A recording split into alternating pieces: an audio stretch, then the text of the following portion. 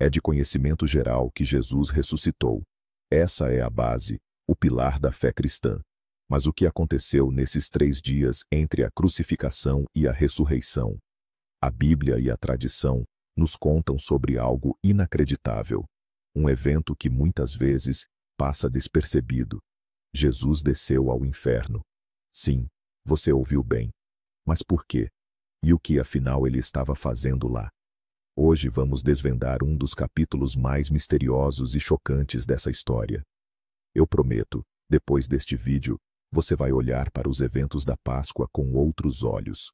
Então, vamos começar do começo. Quando os textos antigos falam em inferno, não se referem exatamente ao que imaginamos hoje, graças aos filmes e a Dante. Não se trata de um abismo flamejante, com demônios e caldeirões. Na tradição hebraica, esse lugar era chamado de Seol. Era o reino dos mortos, um lugar sombrio, sem alegria, para onde as almas de todos os que morriam eram levadas, tanto justos quanto pecadores. Imagine uma espécie de gigantesca sala de espera, de onde não havia saída. Antes da vinda de Cristo, as portas do paraíso estavam fechadas para todos, até mesmo para grandes justos, como Abraão, Moisés ou o rei Davi. Eles também aguardavam no Seol.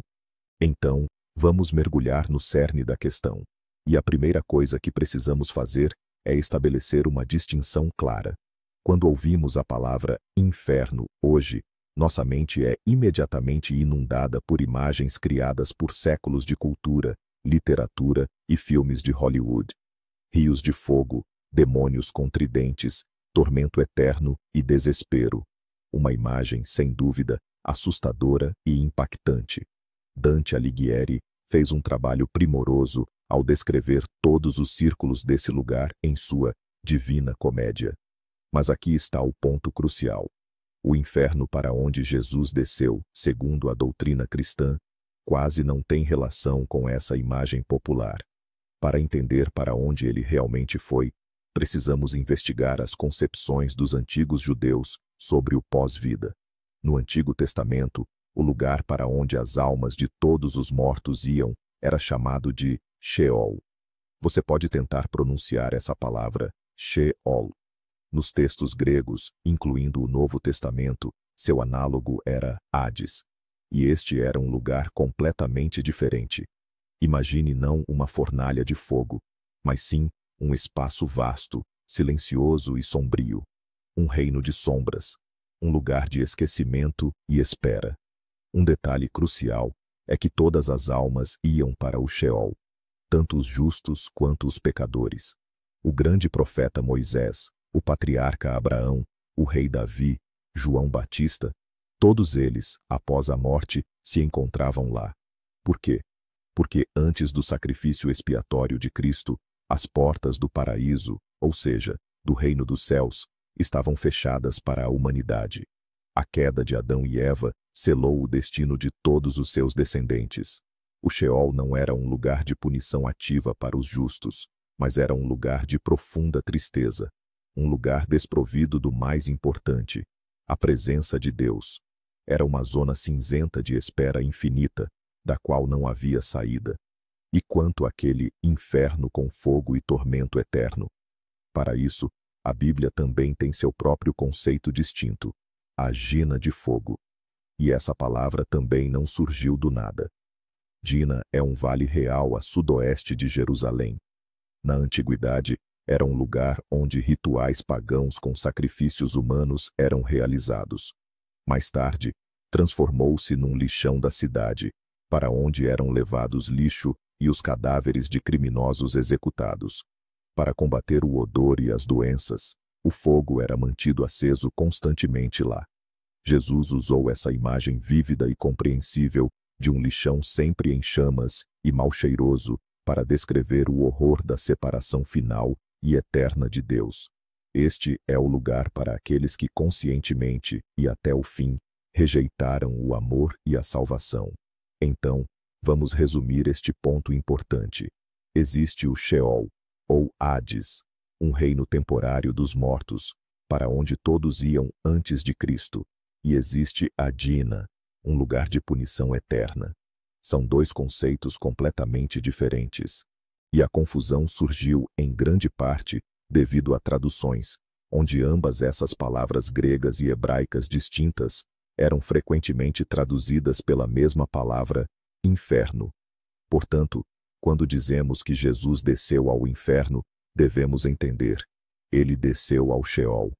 Naquele mesmo reino de sombras, onde as almas de todas as gerações, incluindo os maiores justos, aguardavam ansiosamente. Ele desceu não a um lugar de punição, mas a uma gigantesca sala de espera, para anunciar que a espera havia terminado. Certo, o cenário está definido. Agora, a pergunta crucial: por quê? Qual foi o propósito desta jornada ao reino dos mortos? A resposta a essa pergunta transforma uma história sombria em uma das missões de resgate mais épicas que se pode imaginar. Jesus não desceu ao Sheol para ali padecer, nem para meramente observar.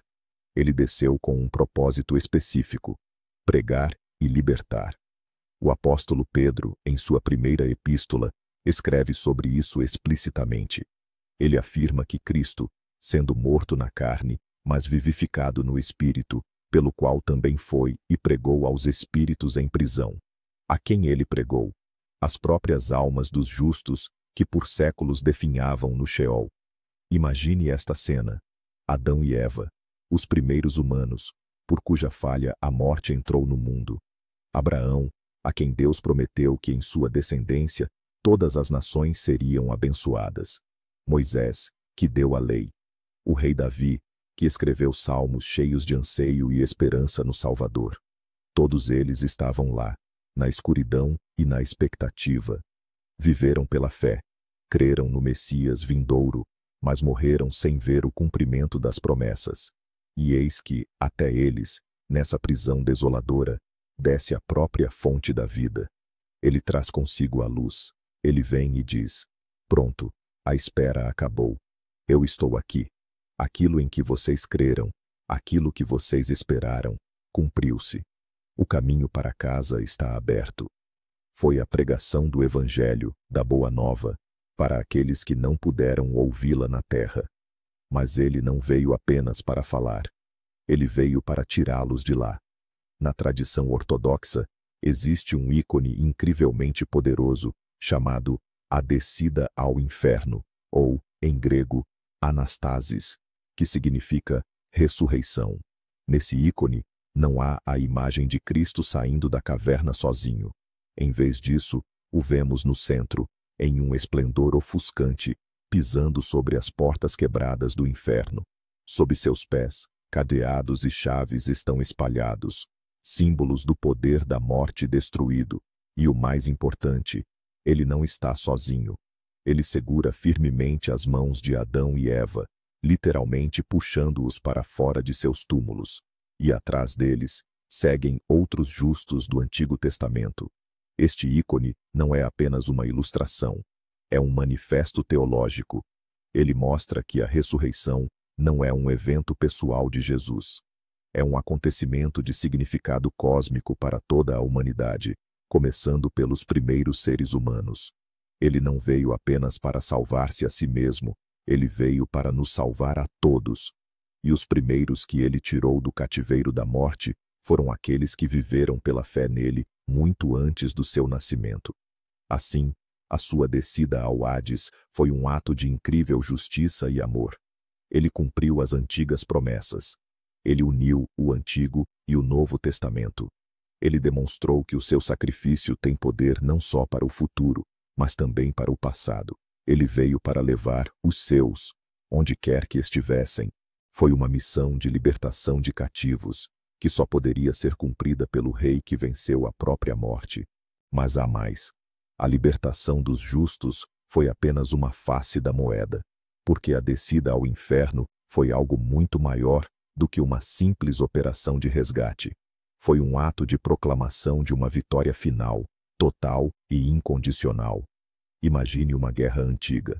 Quando um exército derrota outro, o que faz o general vitorioso?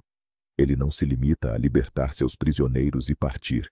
Ele entra na capital do inimigo, marcha pelas suas ruas principais e hasteia sua bandeira na praça central.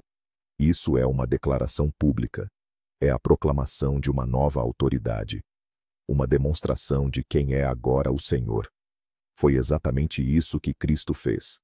Ao descer ao coração do reino da morte, ao covil do inimigo, ele declarou o seu triunfo. Ele proclamou que a morte, que parecia a governante onipotente deste mundo, foi derrotada. Seu poder foi derrubado. Suas leis já não valem para aqueles que estão com ele. Foi a afirmação de seu poder sobre todos os mundos, visíveis e invisíveis. Como mais tarde escreveria o apóstolo Paulo, para que ao nome de Jesus se dobre todo o joelho, nos céus, na terra e debaixo da terra. Sua descida ao inferno tornou-se a prova prática dessas palavras. Ele veio ao território da morte e a forçou a reconhecer sua derrota. Essa mensagem não foi dirigida apenas às almas dos justos. Foi uma mensagem para o próprio diabo e todas as forças das trevas. Todo o seu poder sobre a humanidade era construído sobre o medo da morte. A morte era sua principal arma, seu trunfo. Era o ponto final de onde ninguém podia escapar. E então, em seus domínios sombrios, aparece aquele que não se submete a essa regra. Ele não vem como prisioneiro, mas como juiz e rei. Ele mostra que o aguilhão da morte, do qual ela tanto se orgulhava, está quebrado. Foi uma derrota completa e esmagadora do inimigo em seu próprio campo. E o mais importante, como ele fez isso? Ele não entrou no inferno como mais uma sombra incorpórea, nem como mais uma alma prisioneira. Ele entrou lá como Deus. Lembre-se, na cruz ele morreu em um corpo humano, em estado de extrema humilhação e fraqueza. Mas no inferno, ele desce já em sua glória divina, como vencedor. Esse contraste é simplesmente surpreendente. A morte pensou ter engolido mais uma vítima, mas ela, como um peixe voraz, engoliu a isca em cujo anzol estava o próprio Deus. E essa isca rasgou o ventre da morte por dentro. Não foi apenas uma visita, foi um assalto e a proclamação de uma vitória que mudou para sempre as regras do jogo para toda a criação. E agora, o ponto-chave. O momento que muda tudo. Pense nisto. Como exatamente Jesus entrou no inferno? A tradição da Igreja, baseada em salmos e apócrifos, pinta um quadro inacreditável. Ele não desce ao inferno como um mártir ou prisioneiro. Ele irrompe lá como um vencedor, como um rei, esmagando as portas que ninguém conseguia abrir. Imagine este momento. A escuridão e o silêncio eternos do reino dos mortos são subitamente iluminados por uma luz divina. As portas do inferno, que mantinham toda a humanidade cativa, se estraçalham. Ele entra não como um convidado, mas como um conquistador, para reclamar o que lhe pertence por direito. Não foi uma visita, mas uma investida. Não um sofrimento, mas um triunfo. É este ato que torna a ressurreição não apenas um milagre pessoal de Jesus, mas uma vitória para toda a humanidade. Ele não apenas escapou do túmulo. Ele invadiu o próprio sistema da morte por dentro, abrindo o caminho para a salvação para todos que nele creem. Sem a descida ao inferno, sua vitória estaria incompleta. Portanto, quando falamos da descida ao inferno, não se trata de punição, mas da mais ousada operação de resgate da história. É a história de como a luz irrompeu na escuridão mais profunda e venceu. Obrigado por assistir a este vídeo até o final. Se achou interessante e aprendeu algo novo, não se esqueça de deixar o seu like e se inscrever no canal, para não perder outras análises de temas complexos, explicadas de forma simples. E agora, uma pergunta para você. Você já conhecia esta parte da história bíblica? Ou talvez tenha ouvido outras versões do que aconteceu naqueles 3 dias? Compartilhe suas ideias nos comentários, será muito interessante ler